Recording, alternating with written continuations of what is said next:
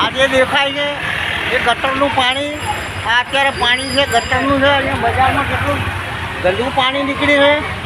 આ પાણીના હિસાબે પબ્લિકને અવર જવરમાં તકલીફ પડે છે. જેમ ફાવે એમ નગરપાલિકા ખોદી નાખે છે અને આવવા જવામાં તકલીફ પડે છે. અત્યારે ચૂંટણીનો માહોલ હોવા છતાં નગરપાલિકાની બેદરકારી સામે આવે. નગરપાલિકાના હિસાબે તમામ ગટરો બ્લોક થયેલી છે.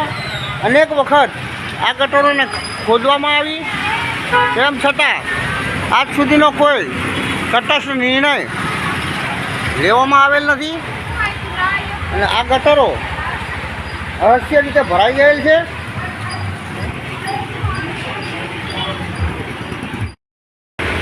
આ ખુલ્લી ગટરોમાંથી પાણી રાજગતિ સુધી આટલી ગંદકીનું સામ્રાજ્ય, પબ્લિકને અવર જવર કરવામાં મોટી હાલાકી પડી રહી છે.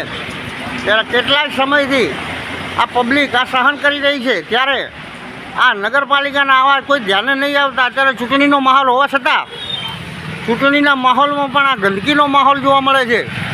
ત્યારે બંને પક્ષોએ અલગ અલગ ઉમેદવારો દરેક વોર્ડની અંદર ઉતારેલા છે. તો આ પબ્લિકનું શું, પબ્લિકનો કોઈ સગવડ જેવી, હાલવા જેવી કે સુવિધાજનક રોડ અને રસ્તા નથી.